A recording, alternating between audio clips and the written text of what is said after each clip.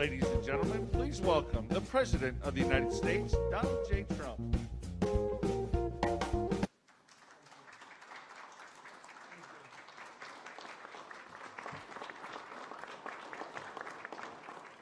Thank you very much.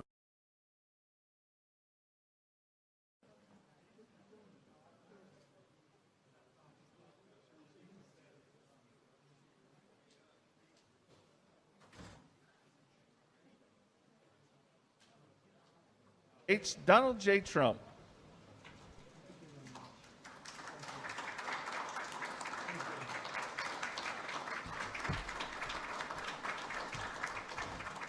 Thank you very much. Great to be in this wonderful state. So many friends, so much success, and we love being here. And we're here actually today to discuss the exciting progress that we've achieved under the Operation Warp Speed, our historic initiative to develop, test, manufacture, and deliver a vaccine in record time, and that's what it is, in record time. Likewise, therapeutically, we are very, very advanced. You're hearing about it, and you'll be hearing about it a lot more in the next 2 weeks. Great to be in this we will achieve a state. victory over the So many virus by friends, so unleashing much America's success. scientific genius, And which is we what love it being is. here.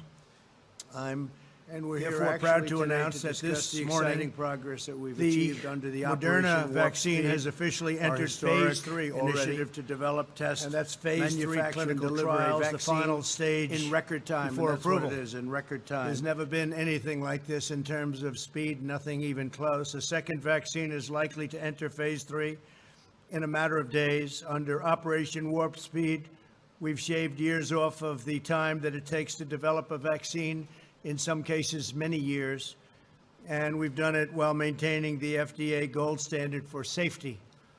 This is the fastest a vaccine for a novel pathogen has ever gone. It's never gone like this. And if you look at where we are by phase 3, we can say ever gone by far. 4 additional promising candidates are expected to enter final trials in the coming weeks, including the Novavax vaccine being developed right here at this facility. It's an incredible facility. We're going to be making a tour in a little while, very complete tour with the folks that run it and the people that operate.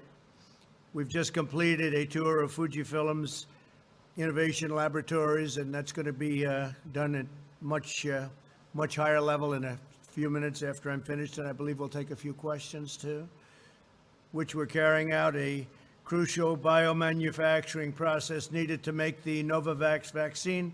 This production is made possible by my administration's $1.6 billion award to Novavax as part of Operation Warp Speed. It lets us deliver the final product in a time that never has been achieved anywhere at any time for anything like this.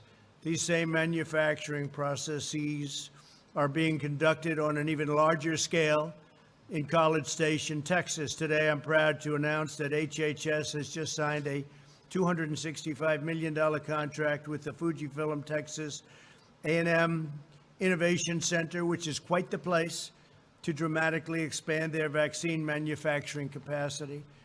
I want to thank Fujifilm CEO Martin Meeson for welcoming us today. And Martin, where is Martin? Thank you. Thank you very much, Martin. It's really wonderful to be with you under these circumstances, in particular, with all the progress that's being made, as well as Novavax CEO Stanley Erck. Stanley, thank you very much. Thank you very much for being here. Thanks also to Secretary Alex Azar, who's with us, Senator Tom Tillis. Thank you very much. Thank you, Tom. Stand up, Tom. Good job you've done. Thank you very much. You really have. Representatives Richard Hudson, David Rouser, Mark Walker, Dan Bishop, and Greg Murphy. Thank you. All friends, all warriors. Lieutenant Governor Dan Forrest, who I hear is doing a great job. Where's Dan? Stand up, Dan. Great job, Dan. Really good. North Carolina House Speaker Tim Moore. Thank you, Tim. Great job. And President Pro Tem of the North Carolina State Senate, Phil Berger. Thank you, Phil, very much. I appreciate it. Operation Warp Speed is funding a historic portfolio of highly promising vaccine candidates in addition to our $1.6 billion investment in Novavax, we've issued a $483 million contract with Moderna, a $1.2 billion contract with AstraZeneca, a $465 million contract with Janssen, and just last week, a $1.95 billion agreement with Pfizer. Tremendous progress is being made with all of those great companies. A groundbreaking agreement with Pfizer includes a guarantee to deliver 100 million doses shortly after the vaccine's approval, almost immediately, with the option to purchase an additional 500 million thereafter. Not only is Operation Warp Speed accelerating the development of a vaccine, we're also directing a colossal industrial mobilization to ensure its rapid delivery. Nothing's happened like this since the end of World War II. Instead of the usual sequence of vaccine development, testing, and trials, followed by production, our strategy is to conduct these phases simultaneously, so everything goes at one time. We're not waiting and waiting and waiting. It's all going at one time. We have a system that has, I think it's unparalleled, never been done before, but we suspect it's going to work and work very well. We're mass producing all of the most promising vaccine candidates in advance so that on the day one that it's approved, it'll be available to the American people immediately, and we'll probably have a lot for a lot of other people throughout the world. The world is suffering from this China virus. Another dimension of Operation Warp Speed is our focus on therapeutics to treat the virus. Over 140 clinical trials are underway, and a number of effective therapies have already been developed and widely delivered, including remdesivir, which is having a tremendous impact. You see that with mortality rates and other things statistically. Dexamethasone, convalescent plasma, and antibody treatments. We have numerous treatments right now that are under study, and I think over the next couple of weeks we may actually have some very positive answers as to that. On July 7th, we announced a $450 million agreement with Regeneron to begin advanced manufacturing of its antibody treatment, which is currently in late-stage clinical trials. Late stage. Due to the medical advances we've already achieved and our increased knowledge in how to treat the virus, the mortality rate for patients over the age of 18 is 85% lower than it was in April. Think of that, 85%. And is 25% lower than Europe as a whole. In the middle of April, more than 22% of all deaths in the United States were attributable to the China virus. As the last week, that number has dropped down. As of last week, it's dropped down to under 7%. To decrease the turnaround times for testing, the first two laboratories have been approved to provide pooled testing. Very important. In other words, samples from multiple patients are processed together. They're pooled. Now, pooled testing will reduce turnaround times by substantially more than 50%. Last week, our Centers for Medicare and Medicaid Services began distributing rapid point-of-care diagnostic test instruments to all of the nursing homes in the United States, focusing on the areas of greatest need, which is our elderly and our nursing homes. What we've already sent includes testing instruments to 635 nursing homes for 196,000 rapid point-of-care tests. It's a tremendous amount. You'll get your response and answer from 5 to 15 minutes. Over the next 3 weeks, 1,700 nursing homes will receive an additional 800,000 point-of-care tests. Think of that. The United States has conducted over 52 million tests. That's more than all of Europe put together times 2. Nobody's even close. And as countries go, as an example, India is up to 11 million tests. We're going to be very shortly at 55 million tests. India has 1.4 billion people. Through our relentless efforts, we've completely rebuilt our stockpile, which the previous administration depleted and did not refill. The cupboards were bare. I say it often. In total, we've now distributed nearly 100 million N95 masks, 35 million surgical masks, 15 million face shields, and much, much more. In addition to that, ventilators, the most difficult thing of all. We are now building thousands a month, and we're distributing them. We have all we need in our country, but to other countries that are in desperate need. Other countries are having a tremendously difficult time with the virus. Last week, FEMA sent additional personnel, protective equipment to over 15,000 nursing homes, including 643,000 pairs of protective eyewear, 7 million masks, 34 million pairs of gloves, and 6 million gowns. It's a lot. Over the weekend, cases in Florida, Texas, and Arizona held steady and are now heading down. In Arizona, they're heading very substantially down and rapidly. We've been constant and in constant communication with the states and are surging them resources when requested. They largely had what they needed, but anything they need, we send them immediately. We are totally full. We have everything we need. We get it to the states immediately. We deal with the governors. The relationship with the governors has been very good. These states are not out of the woods, but rigorous compliance with guidelines should allow them to turn the corner and very, very quickly. We are working with every governor and health commissioner across the country to bring a complete individualized analysis to each state, as well as tailored recommendations. States are different. My administration is also closely monitoring the surging caseload in Latin America, which is now the region in the world with the most active reported infections by far.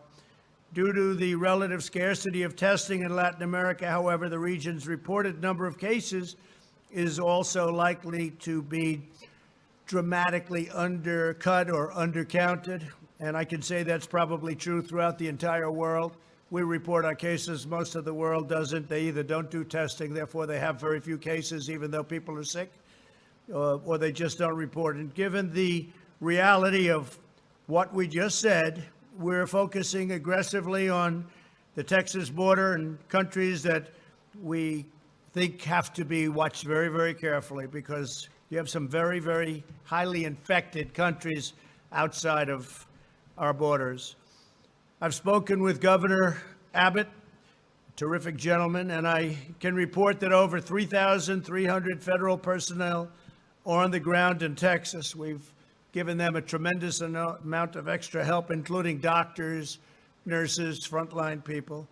We've supplied Texas with more than 2.5 million gloves, 800,000 goggles, 337,000 surgical gowns, 1.8 million surgical masks, 1.36 million N95 respirators, and 500,000 KN90 masks. Beginning this week, Texas hospitals will receive 500 cases of remdesivir, which has proven very effective, enough to treat 3,200 patients. In addition to the cross-border spread, this stage of the pandemic is being fueled by younger Americans who generally have little risk of being seriously harmed by the disease, but can spread the disease. We need all Americans to be conscious about their actions and to exercise extreme vigilance. I trust all Americans to do the right thing, but we strongly advise everyone to especially focus on maintaining a social distance, maintaining rigorous hygiene, avoid large gatherings and crowded indoor bars, and wear masks when appropriate.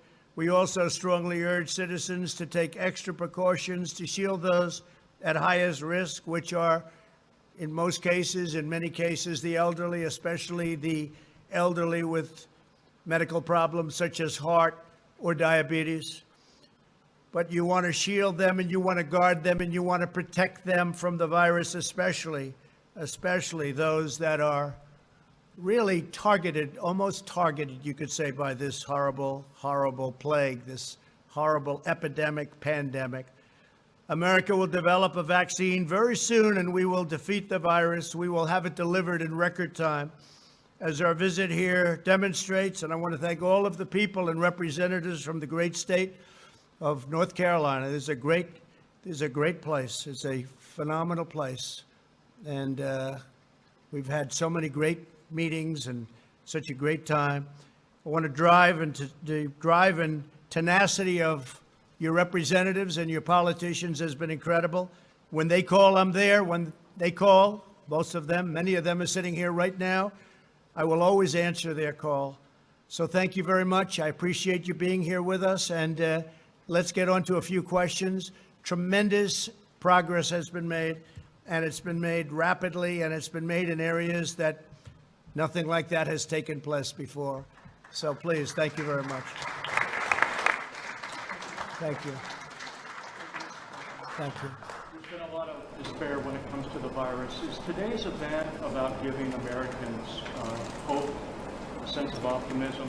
Is that what you're trying to do? Well, I think so, but, you know, there would be not that same kind of hope if we weren't doing so well. We're, you know, just before I left the White House in the Oval Office, we had a meeting with our doctors, scientists, some others, and they're making tremendous progress with respect to therapeutics. I can tell you therapeutically, I think over the next couple of weeks, we'll have some really very good things to say. We're just having great answers. So it is about that. And it's also the vaccine that we discussed today at even greater length is just coming along really well. And it's not just one company. It's many companies have had tremendous progress. So that'll be announced over the next very short period. Well, I heard very positive things, but by the end of the year, we think we're in very good shape to be doing that. By the end of this year, we're going to be, in terms of the vaccine, I think in terms of therapeutics, even sooner than that. Therapeutics meaning you go and you give somebody, whether it's transfusion or shots or whatever it may be, and they heal, and they heal quickly. So we've had tremendous progress. We already have, if you look at remdesivir, and you look at some of the other things, but we'll have some announcements on that over the next 2 weeks. Yeah, it is hope, but it's only hope because we've gotten such incredible results scientifically. Yeah. You did talk with Russian President Vladimir Putin, and I wanted to ask if you did bring up the reports of Russia having bounties on our soldiers in Afghanistan. We don't talk about what we discussed, but we had plenty of discussion, and I think it was very productive. Please. Larry Kudlow earlier today said that the V-shaped recovery is showing signs of moderating. Do you think, given what we're seeing with an increase in cases, that the recovery could be in jeopardy at all, the economic recovery? I don't think so. I think the recovery has been very strong. We've set record job numbers. We've set record numbers. Whether it's a pure V or a little bit less than that, I think it's going to be very good. If therapeutically we come up with some answers very quickly, which I think we will, then you're going to have a tremendous recovery. Likewise with the vaccines, if you do that by the end of the year, that's ahead of schedule, substantially ahead of schedule, and it's ahead of anything that's ever taken place in terms of vaccines before. So I think if those things happen, if just one of those events happen, you'll go right back into that V, and I think you're probably in the V anyway. I really do believe a lot of the governors should be opening up states that they're not opening, and we'll see what happens with them. But a lot will have to do with the fact that therapeutically, I think you can have some great answers. Vaccine-wise, likewise. Yeah, please go ahead in the back. Zachary Ames from the Raleigh News and Observer. Now that you've canceled the Jacksonville portion of the RNC, do you think Governor Cooper made the right choice in limiting attendance in Charlotte? Well, we're actually coming to North Carolina, as you know, and we're having a very major, I guess that would be the nomination night. So that's Monday. That'll be Monday. They're going to be here. And the rest we'll do in a different form. We could have done it many different ways, but I think we did the right thing, and I'm really happy that we're going to be having a piece of it, at least, and a very important piece, in North Carolina. Yes, please. Go ahead. Mr. President, your poll numbers suffered in recent months because of your handling on the pandemic. They're here now today. What's your plan going forward to prove to Americans that you're the right person? I think the poll numbers are very good. The poll numbers we have are very good. We're leading in North Carolina. We're leading in Pennsylvania. We're leading in Arizona. Our numbers. We're leading in Arizona. We're leading nicely in Florida. I think our poll numbers are very good. We're leading substantially in Georgia. I mean, we get a lot of suppression polls. We get a lot of fake polls, just like we have fake news. I mean, it's a terrible thing when you look at it. But I had the same thing 4 years ago. I was losing everywhere. I had poll numbers where I wasn't going to win any state, and I ended up winning every one of them. You know, the swing states. I wasn't going to win any of them, and I won all of them. And I have the same thing this year. This year they have it even closer. They have it closer, but it's the same suppression type polls. We have polls that show me leading in almost every swing state and substantially in other states by even more than I won in 16. When you look at Florida as an example, you have thousands of boats out of the ocean, out on the intercoastal. You look at other states where likewise you have thousands of boats and they're all waving the Trump sign, Trump-Pence sign, and they're so proud. Thousands and thousands, you've seen it, where you have bikers for Trump with lines that are miles long on highways going along on weekends. I think there's more spirit now than there's ever been for my campaign, and that includes 2016, where obviously there was great enthusiasm, great spirit. We had great spirit. I think there's more today because what we've done, nobody's ever done before. Nobody has ever rebuilt the military, cut taxes the most in our history, created the greatest economy we've ever had, cut regulations at a level that nobody's ever done. And all of these different things, the VA, we got VA choice, we got VA everything for the VA. Right now, they had a 91% approval rating in a recent poll. I was just speaking to the secretary, 91% in the VA. That's never happened before. I think when people see all that we've done, even Space Force, we created a force, an actual, Army, Navy, Air Force, Marines, right? It's pretty amazing. Coast Guard, and now Space Force. That hasn't happened in 75 years. What we've done, working with some of those warriors over there, by the way, but what we've done has never been done. If you look at Alaska with ANWR, one of perhaps the biggest drilling site in the world, even Ronald Reagan and Bush and Clinton, everybody wanted to get it done. I got it done. ANWR in Alaska, probably or possibly the biggest drilling site in the world. Now, what we've done has been incredible. Recently, it looked like the energy business was going to be a catastrophe. We were number one in the world, and then we had the pandemic, and nobody was using energy. Nobody was driving in automobiles, no gasoline. And by the way, gasoline prices for everyone are very, very low. In many cases, less than $2. That's pretty incredible. And I saved the energy business. I got Russia and I got Saudi Arabia on the phone, and they cut way back, and we're now at $40 and plus a barrel, and we're saving tens of millions of jobs in energy. We're the number one in energy in the world. So with all that we've done, we made and brought this country to the greatest point in its history. We never had an economy like we had prior to the China plague or China virus coming in. We never had numbers like it. We are going to have them again. And everyone knows I'm going to rebuild it. I had to close it up. We saved millions of lives by closing it. If we didn't close it, you would have seen numbers that would have been 15 times what you have right now. One death is too much, but it would have been 10 to 15 times, maybe more than that, what you have. We closed this greatest economy ever, far bigger than China, better than China. China was having, by the way, the worst year they had in 67 years. Tariffs, they paid us tens of billions of dollars. The worst year they've had, think of it, in 67 years. We were having the best year we've ever had.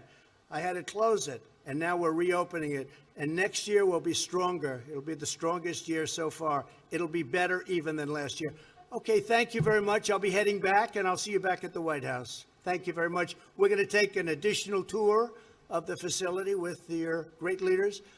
Thank you very much to the people of North Carolina. We love being here. Thank you.